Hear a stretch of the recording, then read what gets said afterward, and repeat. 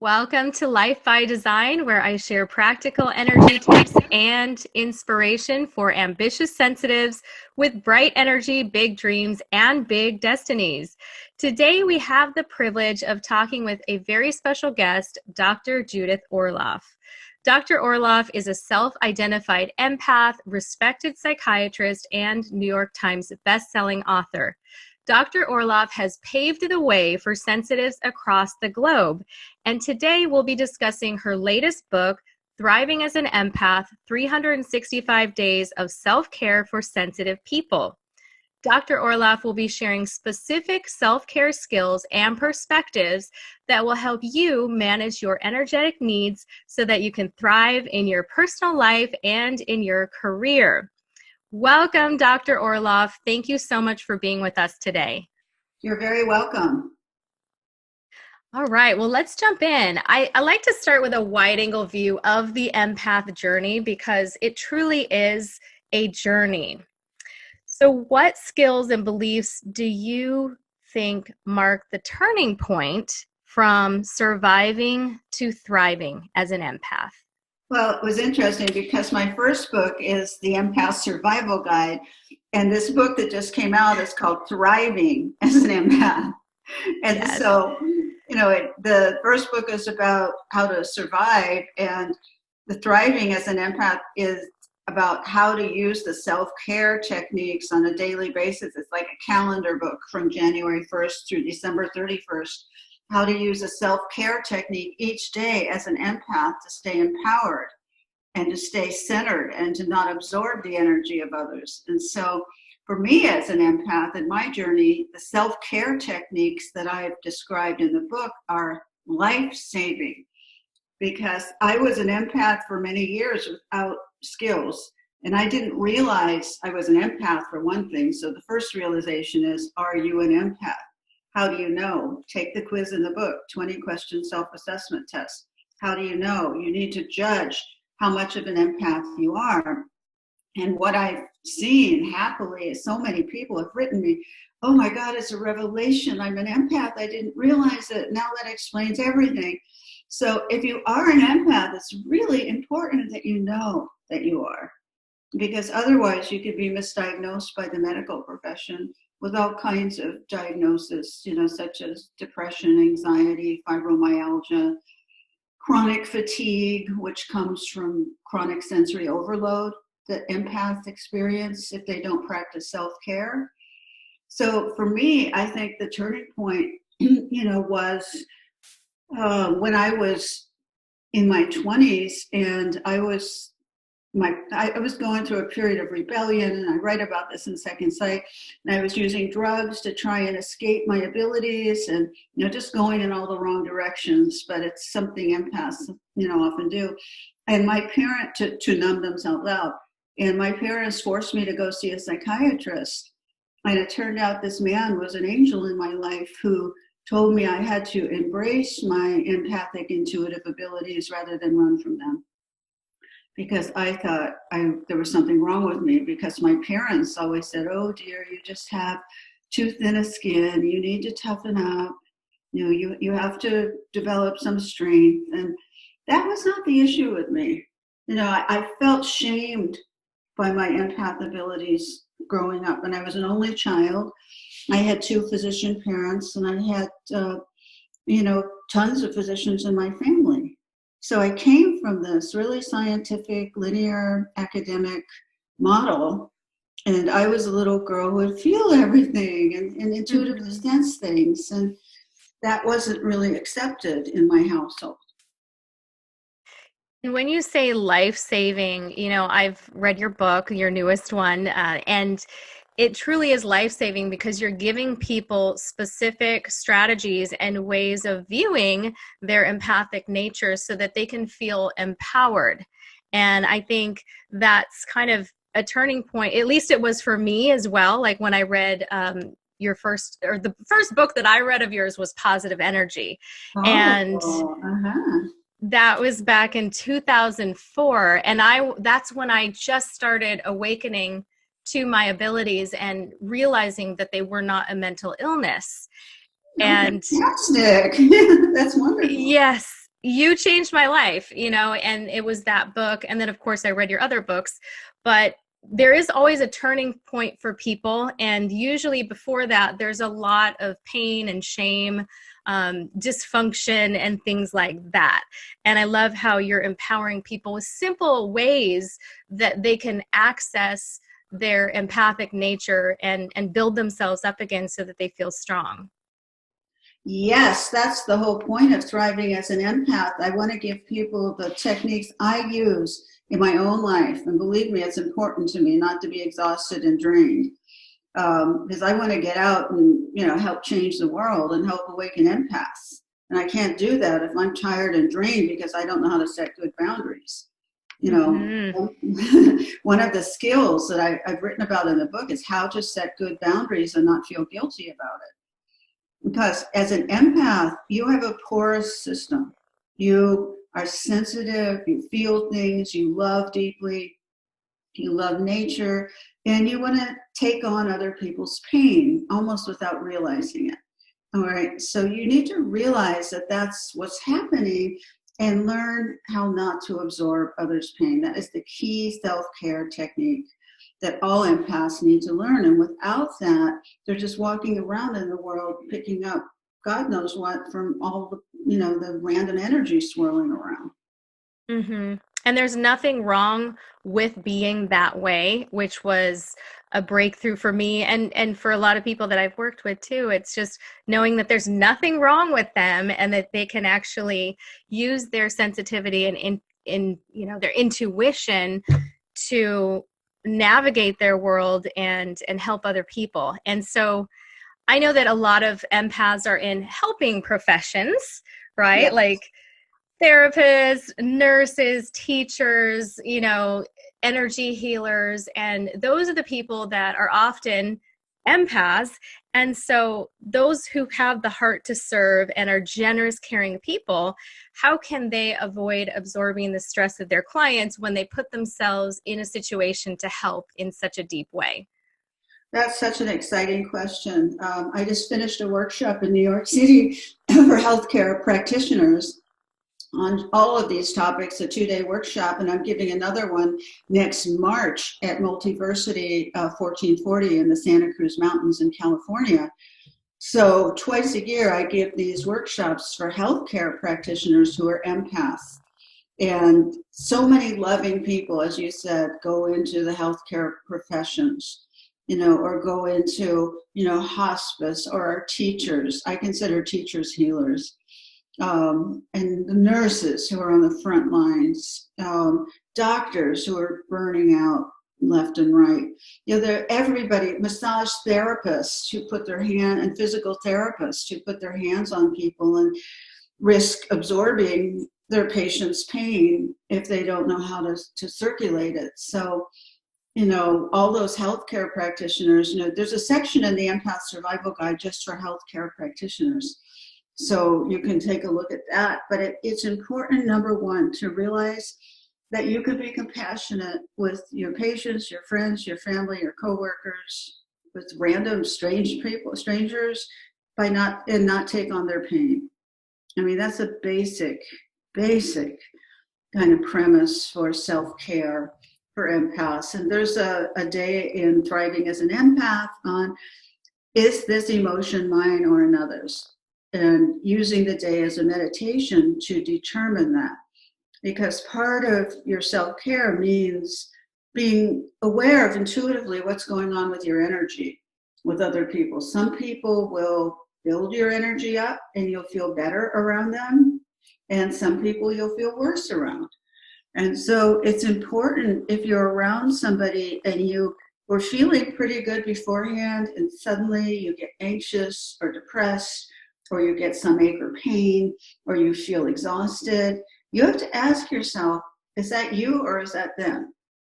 Because empaths can inadvertently absorb other people's stuff just by virtue of getting near them and being too open to people. I mean, I'm all for being open and loving, but you don't want to just be a wide open system in this world and take on everybody's pain. You want to be able to hold the space for people. There's a self-care technique about how to hold space without taking on someone else's pain.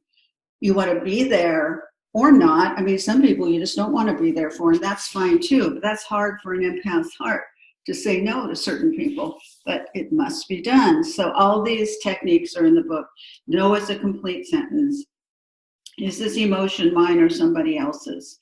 How to hold space for people, how to build up my own energy, how to take in other people's positive energy, because that's a beautiful thing. If you're around a loving, fantastic person and you're vibing together, I mean, that's fun. That's fun. Oh, yeah. Yeah, sometimes people forget about those fun parts of being an empath, eating, just going out to a beautiful nature place. I mean, right. the list goes on. So you're talking absolutely. about... I mean, I want to point out that this book is entitled Thriving as an Empath. So I believe empaths can thrive once they learn the self-care techniques. Then they can have a blast with all the positives of being an empath, the intuition, the depth, the communication with animals, with nature, your loving heart, your ability to read people, so connection to the universe. I mean, it's wild what empaths can do. And unfortunately, sometimes we focus on the challenges more than the gifts. And I think they both have to be talked about. That's the point of thriving as an empath, is to help you deal with the challenges so you can thrive. I mean, this is a fun way to be. I would never not want to be an empath. I love being an empath. Do you? I do now.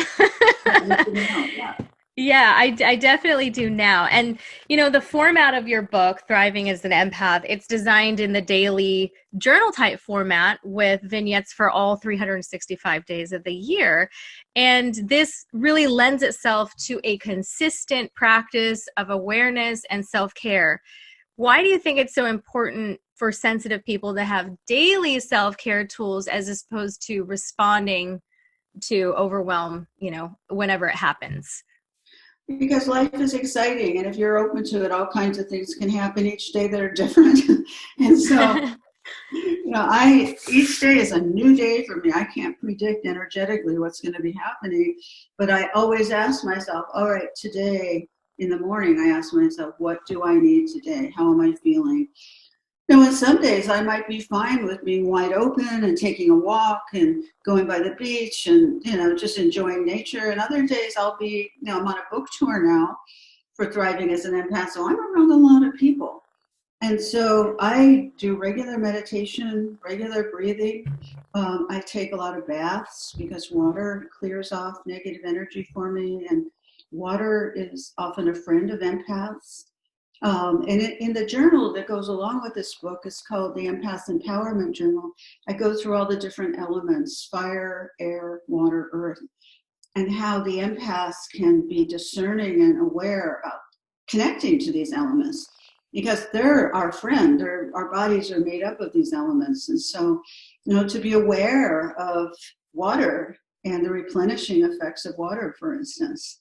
So that's important to know. And my baths, when I travel on book tour, I go into the hotel room, I take a bath, I have my candle there, and I feel better. With all the wear and tear of traveling, it just kind of hangs on you. All the people and noise, and it kind of hangs on you like some kind of residue. Yeah. Residue. Yeah, that's a good word. But it clears the residue. So you want to do that. You want to meditate. You want to breathe to clear the residue. So you have to be a constant sort of clearing station for the energies that you encounter during the day. And that's what Thriving as an Empath is: how to be a clearing station in a variety of techniques, a variety of situations. So each day you need to assess, what situations am I going to be confronted with, and which self-care techniques would benefit me the most in these situations. It sounds like, this is more a way of life for people versus a Band-Aid for when something happens. You're giving people a lot of different solutions and practices that they can use whenever they need to, depending on their situation, their attitude, their energy. And there's so much in your book. I mean, you can just flip through, like I was flipping through and just finding what's going to show up for me today. And that was kind of fun. You know, what do I see today? And that's kind of a fun way to use your book too. But obviously you could go through day by day and do the journal work, and you have the intentions that are at every single chapter, at the end of every single chapter. And I think that's so empowering for people to have that language put together for them. Yes, it's like a mantra each day of the year at the bottom of the reading. And in each day is just one page. It's not a long read. It's simple writing, because I like to write simply, but it's really powerful in terms of guiding an empath on how to keep your energy high. And so at the bottom of each one, I have a set your intention. And if you set your intention for January 1st, set your intention for January 2nd, it's like a mantra you include in each day's assessment. It makes you more conscious about how you use your time, which is really important. And something I focus on in the introduction is the whole concept of time, and how we use it makes a huge difference. And our awareness of each day and our intention for each day lets us live to the fullest, as opposed to it being one big blur. Mm-hmm. Mm-hmm. That focused attention and intention is very useful in guiding our minds, you know, and where we're going each day. And everything that you provide in the book is very practical, which I love. It's not complicated. It's very doable. It's very grounded in practice. And I think, as empaths who may have psychic abilities and things like that, sometimes people tend to be ungrounded. I was that way once and didn't spend much time in my physical body. And you give a lot of different ways for people to enjoy being in their physical body. Exactly. That's the point, is to enjoy. And then also, when you're in your pain body, as Eckhart Tolle says, how to quiet it down so it doesn't take over and devour you. He calls it, rightly so, a psychic parasite, inside the body. And so you don't want the negative thoughts and all the obsessions and what ifs to devour you. You want to be able to say, I'm not allowing those thoughts. I'm not going to obsess about something 100 times before it happens. It actually happens. You want to make a rule not to think about things before they happen. That's a skill to save your mental energy. If you're frightened about something and something's coming up, you don't want to imagine the worst every day before it happens. It's just not going to help anything. It'll just put you in a panic and suck your energy. It's what he calls the pain body. So there's a few days in the book on working with your pain body and how to quiet it down so it doesn't take you over. Mm-hmm. Yeah, I mean, sensitive people, they often in the beginning stages, they avoid going out into social situations, whether it be shopping, grocery shopping, social events, things like that. I work with people who are entrepreneurs and, are starting businesses, and they actually need to connect with people in social situations. I think we all do. And there's that deep need within each and every one of us as humans to connect with other people. But in those high sensory situations where we're meeting people, we're around other people's energy, how can empaths go into those situations feeling empowered instead of anxious? Yes, well, it comes down to time management. If you're going into a social situation, you want to have a good night's sleep if you can the night before. Sleep is so important for empaths. There's a day devoted to creating a sleep sanctuary in your bedroom. So I think sleeping is a sacred, holy act of energy replenishment and dreaming. So you want to sleep well, you want to eat well, because that's grounding before you go. You want to assess the crowd. Who are these people? Are there any potential energy vampires there? And if so, what techniques will I have to apply, such as setting a boundary with them, not letting someone chronically talk and corner me, telling me their whole life story. Who are these people?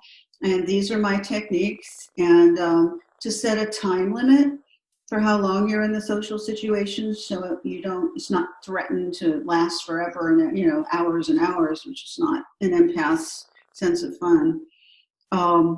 And just have a good time. Enjoy yourself with these people. People can be good medicine and they could be bad medicine. All right. And some people, you want to try and find the similarities with people and not just go into a social situation scared to death that they're going to do A, B, C, or D. You want to come in grounded. You want to meditate before the situation. You want to have your self-care techniques ready. You want to have your message ready, whatever you're communicating. If you're an entrepreneur and you're meeting with other people, you want to be in touch with your passion and be able to share your passionate ideas, with clarity and with excitement. Yes, being with people isn't all bad. It's learning how to manage, how much time you spend with them and your self-care techniques. That's essential. But people can be amazing. I mean, if you meet people who are on your wavelength and get your creative ideas and, can brainstorm with you, wow. I mean, I love that. That's such a great feeling, so be open to all the miracles that can happen in social interaction as well. Yes, I think a lot of that mental part can sometimes get in the way of people actually getting to the social situation, where they talk themselves out of it before they even experience it. And so some of the strategies that you provide in preparation for such settings really set up the energy to be confident, to feel safe, and just to go in and enjoy themselves. So I think, that's the most of it, because if you go in feeling strong and positive, then most likely you're going to experience that in other people. However, and absolutely. And also know if you feel overwhelmed, you can always excuse yourself and go to the bathroom and regroup. I do that all the time. If I feel overwhelmed, I'll just say, please excuse me, go to the bathroom. All right, take a few breaths, come back to myself, do the heart meditation, which I describe in the book. It's a way to come back to your loving kindness within and heart energy that is going to calm you down and self-soothe. Part of, this book is devoted to self-soothing techniques for empaths, because a lot of us didn't have soothing parents who did that for us, or the nurturing, that happens with really good parenting where it calms the child down. If you came from a narcissistic home or alcoholic home, or just, a home that you had neglect, you probably didn't learn the self-soothing. So that's why in thriving, you can practice these self-soothing techniques. And once you feel a little bit, off in a social situation, just begin to use them. That's the great thing, where you feel like you have tools, as opposed to, oh my God, my energy is going down. How am I going to get out of here?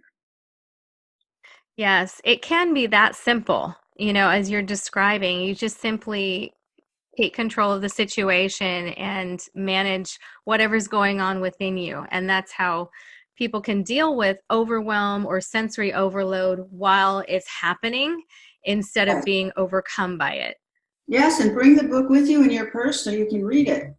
Yes, I love that idea. Seriously, you guys, I mean, there's so much in this book. Guided meditations, there's insights, different practical skills and topics that are, they're gonna kind of change your attitude about being sensitive and push you to a higher level. And of course, they're going to give you new ways of being that are going to support you in that. So it's, there's 365 days and they're all different. So really good stuff in here. What are some of your favorite parts of the book, Dr. Orloff?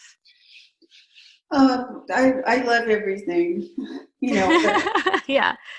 Just, in terms of my favorite, is this emotion mine or is this somebody else's? That's one day's. It's not my job to take on the pain of the world. The difference between healthy giving and overhelping, which is a, huge issue for an empath. No is a complete sentence is another day. Embrace your sensitivity as a gift versus being ashamed of it. Being authentic in relationships, which is so essential rather than hiding or pretending you feel a different way. In the end, there's one I love where it's called how la. And what that means is all is well and things are getting better in every dimension. To be able to say that mantra, I have it around the holidays in the book, because coming upon a new year, that how everything is well and getting better in every dimension. I mean, that's a mantra that can make you happy. You want to say it. I learned it as part of a Qigong class I was taking with Mingtang Gu, who's an amazing Qigong teacher in Santa Fe. How everything is well and getting better in every dimension. I mean, isn't that a lot better than I can't do this as a mantra? Yes. I love that. How it's powerful, it's gentle, it's uplifting, and that's just a sense of what you're going to get in this book. There's chapters on relationships and self-empowerment, health, mental health, spiritual health. I mean, there's just so much in here. Humor, I saw flowers in there, stars, dreams. I mean, there's really a lot in here for your conscious and your subconscious and your spiritual self, which I really love all three. So, I've loved your book so far, and I know other people are going to get a new perspective on what it is to be an empath, beyond surviving, but moving up to thriving. Right. And you could practice it every day, and it's not a ton of work.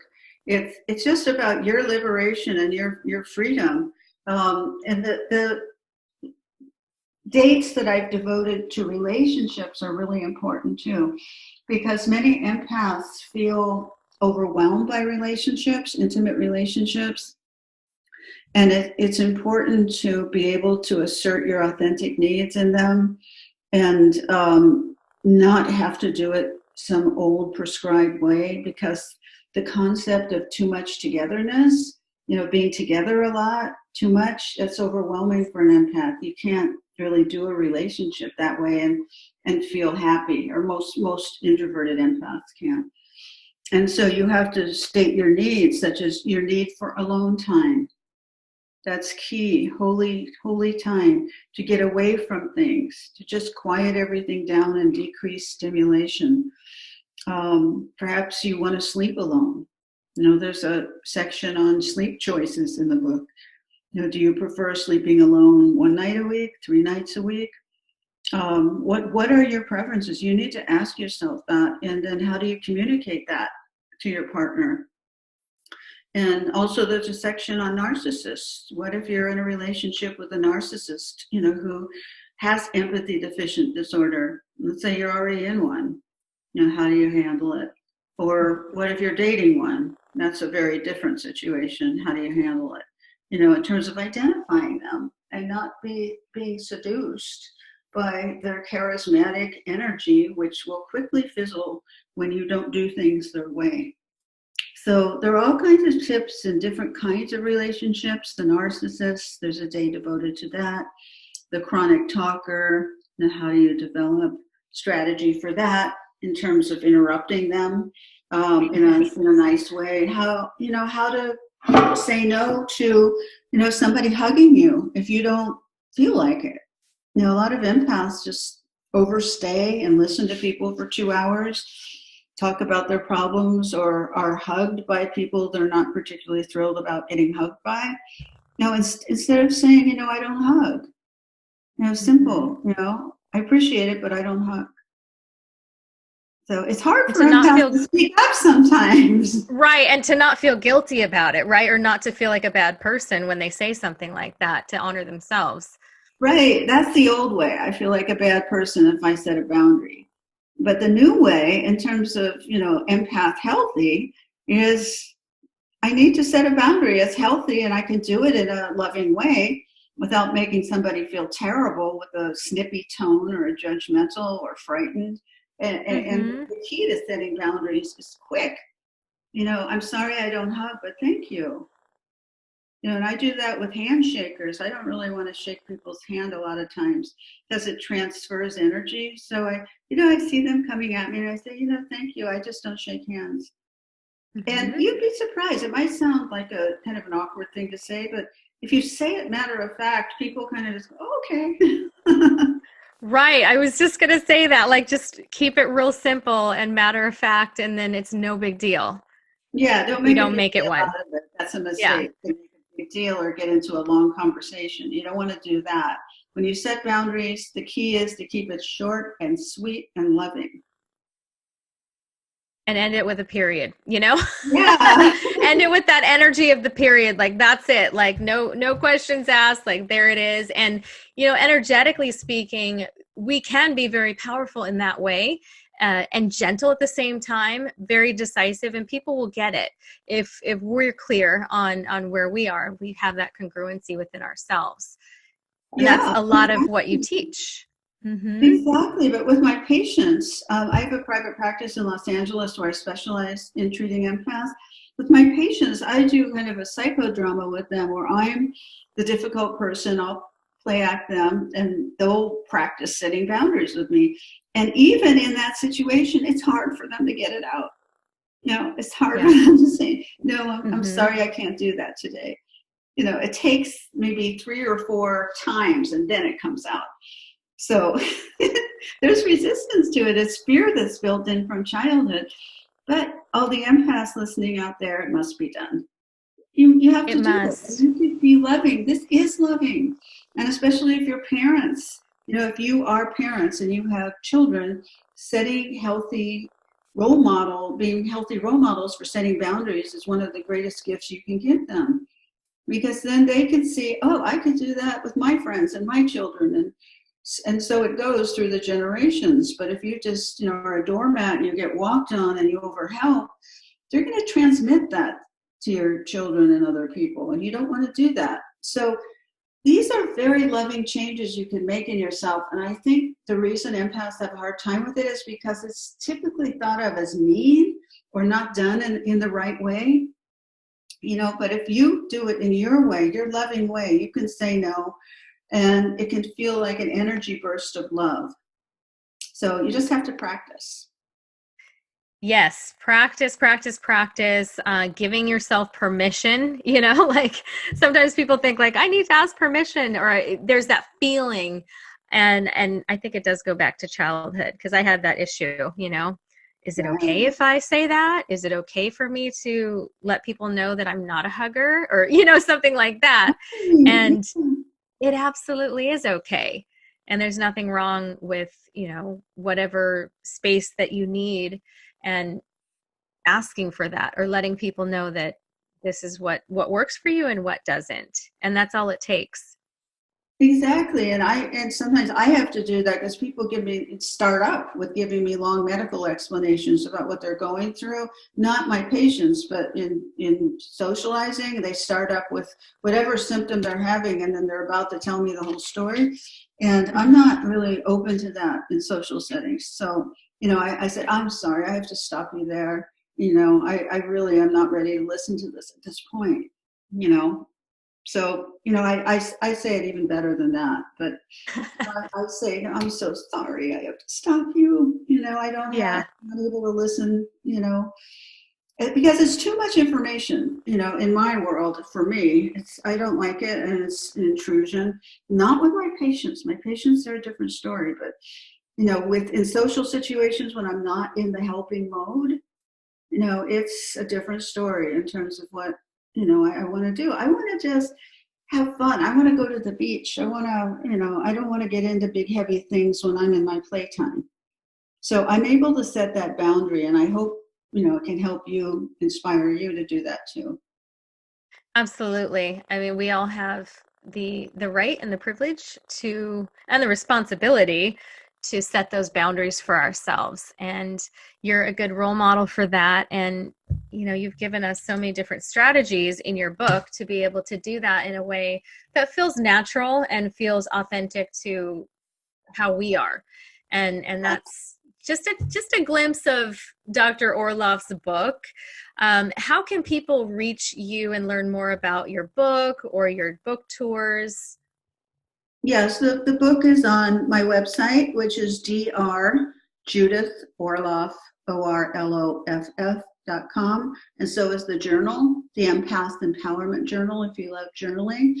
And there's also an online course that's available, a 9-lesson video course that I created for empaths that you could find on my website as well. And I'm on a book tour.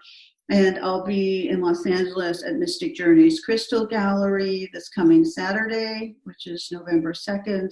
I'll be up in San Francisco next week. I'll be up in Portland at Renaissance Books the following week, East West Books the following week in Seattle. And then I end the tour in Arizona and Tempe at Changing Hands Bookstore. So you could find out the details of my talks if you'd like to come and dialogue about all this. And I welcome everybody. So I look forward to meeting you all. And my website is drjudithorloff.com. So thank you so much for the work you do and for being with us today, Dr. Orloff.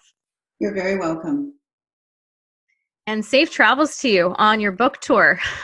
Thank you. All right. Any last words for our audience? I just think you're beautiful, powerful empaths. Empaths are going to save the world. You need to develop self-care strategies so you're not exhausted or tired, and you have the sparkle and the passion to get out there and be loving and not be afraid of being drained. So I just love all of you, and I support all of you in your own growth as an empath. Beautiful. We will end on that note today. Thank you all for being here, and we'll see you next time on Life by Design.